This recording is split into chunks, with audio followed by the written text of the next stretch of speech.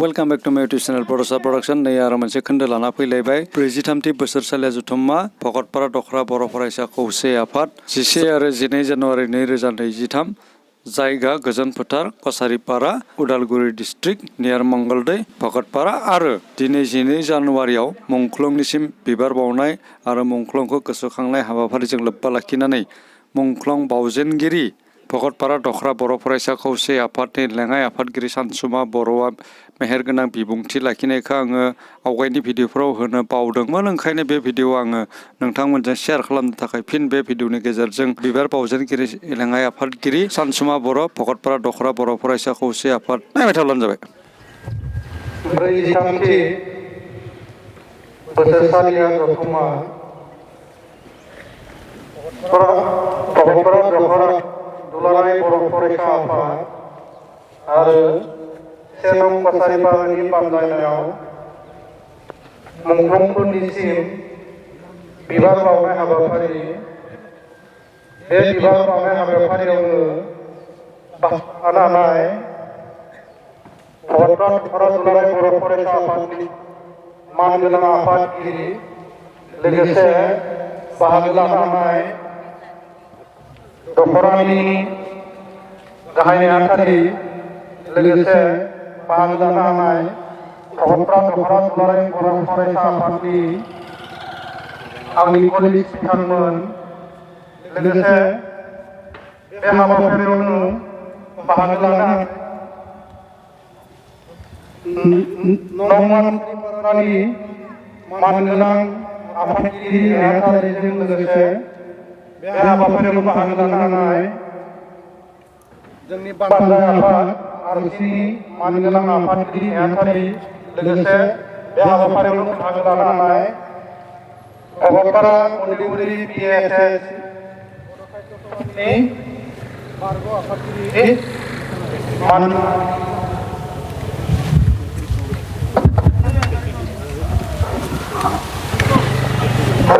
Professor पवन बसुमतारी सार बिथां आरो बे हाबाफारियाव बाहागो लानाय भकतपारा BCDCनि चेयारमेन आरो बे हाबाफारियाव बाहागो लानाय भकतपारा बर' स्पर्ट्स क्लाबनि मानगोनां आफादगिरि नेहाथारि लोगोसे बे हाबाफारियाव बाहागो लानाय दाब दाब गामिनिफ्राय फैनो हानाय मानगोनां आफादगिरि नेहाथारि लोगोसे गासै रायजो राजा बिथांमोन आरो बे हाबाफारियाव बाहागो लानाय भकतपारा हाइस्कुलनि साबजेक्ट टिचार मानगोनां रबीन्द्र रामसियारि सार बिथां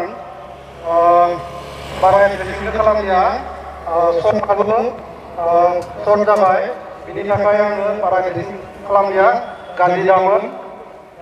दिनै जोङो जायफोर बिथांमोना बर' हारिनि थाखाय दिनै गावनि जिउखौ बावसोमनानै गावनि सुप्रिम सेक्रिफाइसखौ होलांबाय, बिथांमोनखौ गोसोखांनानै दिनै बिथांमोनखौ बिबार बावनाय जादों।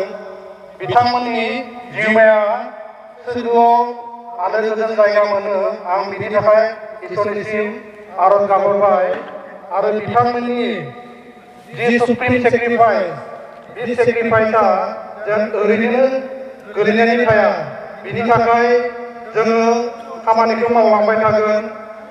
बिथांमोननि सेक्रिफाइसआनो दिनै जोंखौ बोलो होयो। बिथांमोनखौ जुदि गोसोखाङोबा जोङो बोलो मोनो।